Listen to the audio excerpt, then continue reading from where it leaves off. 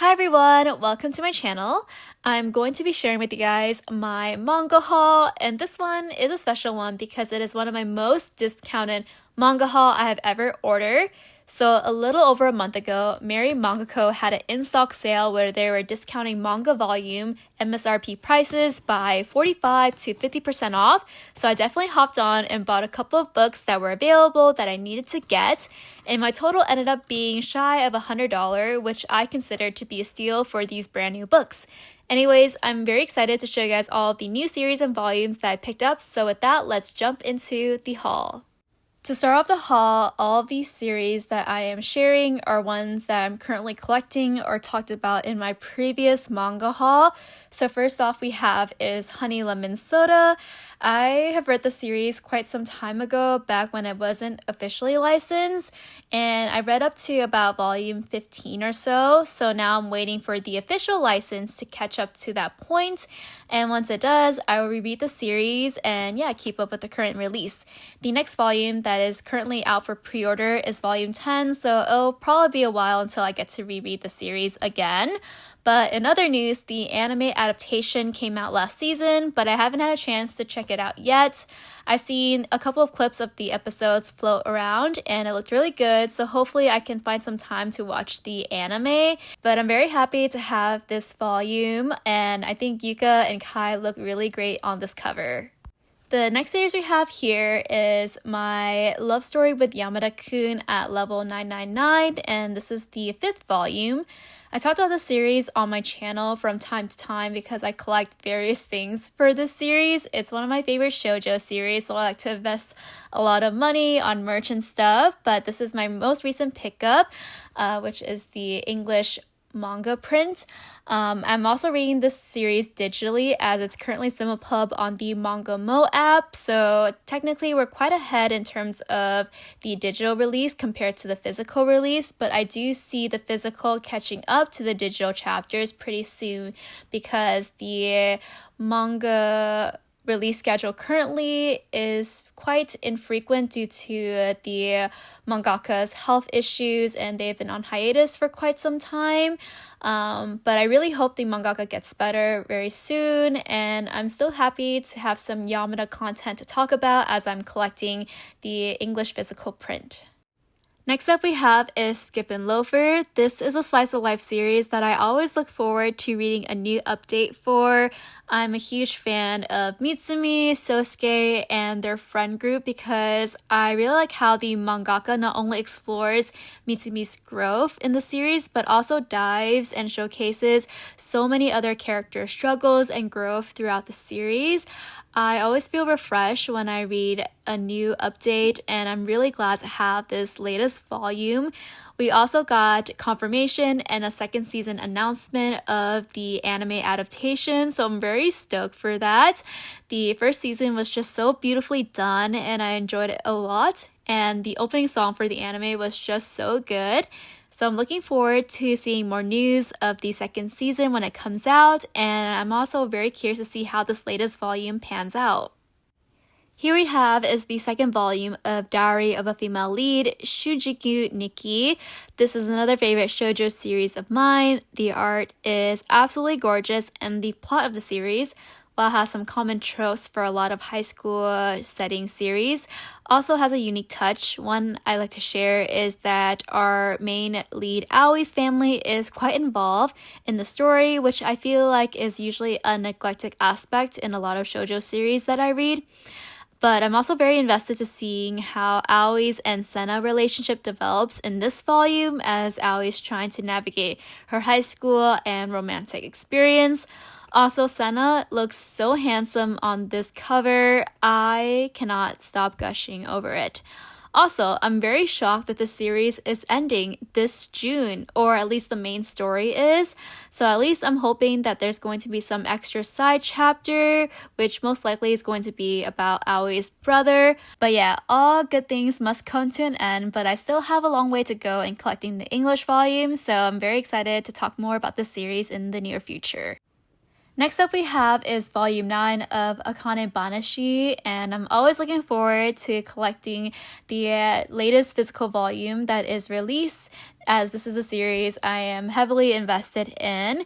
I'm actually reading the series because it is Simapub on the Manga Plus app, so it is my Sunday morning routine to go on the website and read the latest chapter updates, and I do this for pretty much any Shonen Jump series that is currently released as well. And of course, as the series is about Rakugo, I'm always just so intrigued on how life like the manga makes these performances come to be.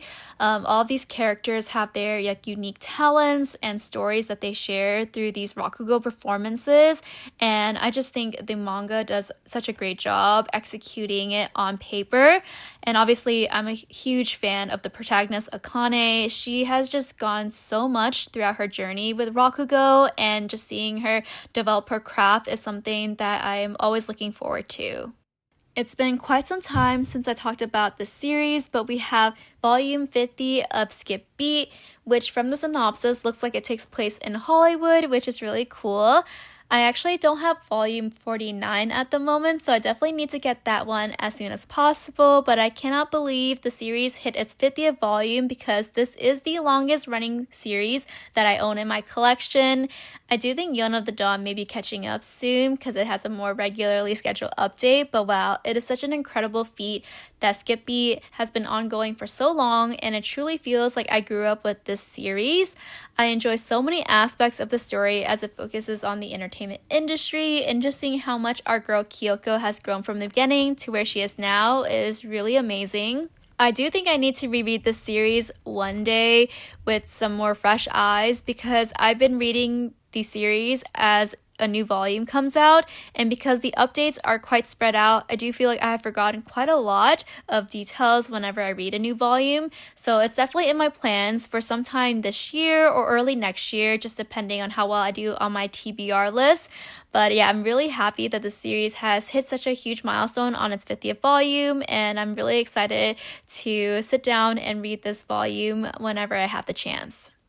Here we have is volume 8 for Insomniacs After School. I've been collecting the series sporadically because I have the first couple volumes and then now we jump to volume 8.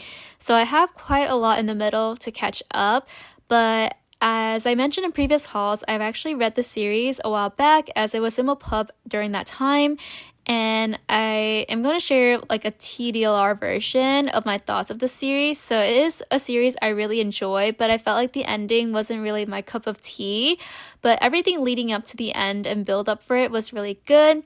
But yeah, my conclusion is eventually, once I have all of the volumes physically, I'm going to set some time to read the series, and I think at that time I will decide if it's a story I want to keep in my collection. I love the main characters, their dynamic with each other, and all the adventures they do at nighttime, and the little bits of physical intimacy that they have is so good, but the story really does take a turn. But yeah, I'm happy to have this latest volume and still need to make some more progress in collecting the volumes I'm missing in between. But yeah, that is Insomniacs After School. Here we have is the next volume of Sheltering Eaves. This is one of the shoujo series I'm always anticipating to get the next volume for because not only it's like a very emotional read, but the cliffhanger at the end of each volume really gets to me where I have to figure out what's going to happen next. So I'm definitely going to be reading this volume right after I finish filming this video because I'm really curious to see how things will pan out. The main characters from the series honestly goes through so much at a young age, and it's really hard to see that their life continues to be difficult now, even though they're older and heading towards their adult years. Honestly, I think the mangaka is going to make the main character struggle some more for the plot, but I'm not ready for things to get worse until it gets better. I also hope this volume doesn't end on another cliffhanger, but we'll see. But yeah, I'm pretty sure we're gonna get a cliffhanger seeing how the first two volumes ended up, so what am I even saying? But anyways, this is the third volume of Sheltering Eaves, and I'm really excited to read this volume. The Fragrant Flower Blooms with Dignity is another series I'm collecting way out of order because I actually have the first volume, but now we're jumping to the 8th volume. So this volume was the only volume that was on sale, so obviously I'm still going to buy even though I'm missing volumes 2 through 7, but I already have plans on collecting the rest of the series, so I guess it doesn't really matter what order I'm collecting at this point. The characters in the series are very well written and relatable to read, from like the main protagonist to all of their friend group. Everyone has a story they go through, their own struggles, and they all grow in a way that's very motivating to see. I enjoy seeing how the characters develop over the span of the story, and this series is currently a Simulpub as well, so I'm currently reading the series as it's released on the K-manga app. I'm also very excited for the anime adaptation that's coming out this summer, and hopefully the execution will be good.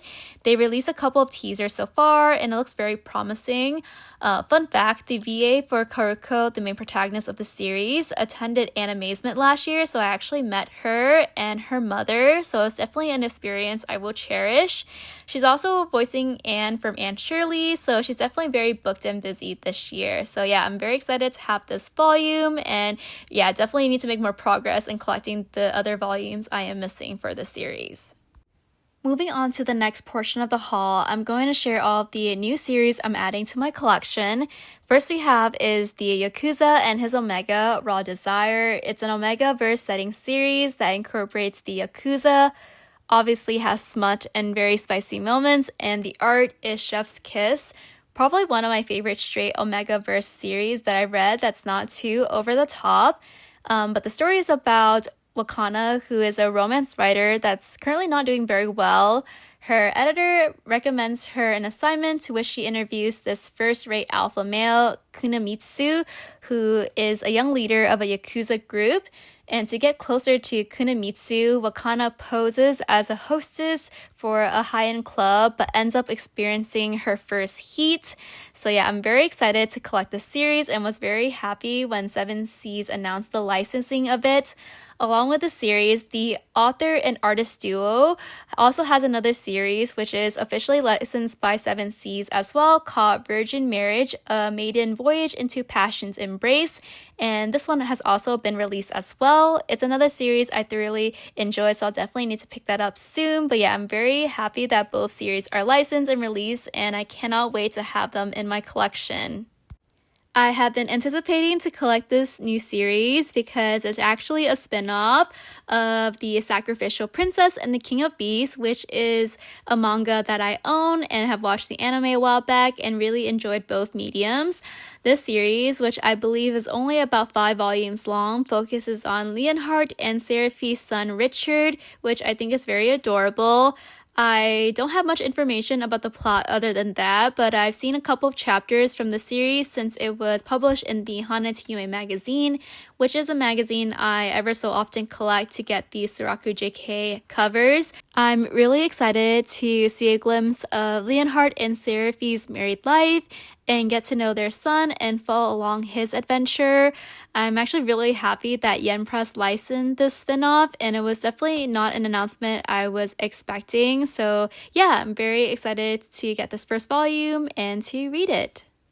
So the next series I have here is Agents of the Four-Season Dance of the Spring Volume 1, and this is actually a manga adaptation of the original light novel series of the same title. So I've been meaning to check out this story for quite some time now and been meaning to buy the light novel as well, but have been putting it off for quite some time, and then when I saw that the manga adaptation was on sale, I decided to pick it up because one, I feel like I'm more likely to check out a manga adaptation just because there's kind of a low barrier of commitment, and two, I actually always get behind on reading light novels just because they require a larger commitment. There's like more words, and so I feel like the manga can give me like a visual enhancement and introduction to the story, where if I do really like it, I'm maybe more inclined to reading the novel. But also the anime adaptation for this series has been announced, and I did see the trailer that was put out and it looked so beautiful, so I'm just really excited excited to check out the series whenever I have the chance. And so yeah, I am definitely gonna try out reading the manga, and hopefully if it does click with me, I can also collect the light novel. And we reached the last series for this manga haul, and it is actually the only series where I did purchase multiple volumes for. So the series is called It Takes Two Tomorrow 2, and it is a series I read during the good old pandemic days as it was ongoing during that time. And well, actually, I think it also ended shortly after. So it's a pretty short series with 5 volumes, but very wholesome with really nice slice of life feels. The story is about a couple, Yuya and Rio, and they are in their second month of living together. The series centers their daily life, relationship development, and cohabitation experience. Overall, a very enjoyable series. I was able to snag volumes 2, 3, 4, and 5 since those were on sale, but I still need to get volume 1, which I think shouldn't be too hard to find. I've been meaning to collect the series since it's been out for quite some time, but the sale really gave me the push so I can almost get the entire series. So hopefully I will buy volume 1 soon and do a reread of the story eventually. But yeah, I'm very happy to have all of these volumes. Alright, so here is an overview of all the new series and volumes that I got for this super discounted manga haul. Really appreciate Merry Manga Co for having this awesome sale so I can pick up all of these volumes at a really great price. And if you guys made it this far, thank you so much for watching this video. I hope you guys enjoyed listening to me share my thoughts and commentary on each of the different series. And I hope to see you guys in my next video. So until then, take care. Bye!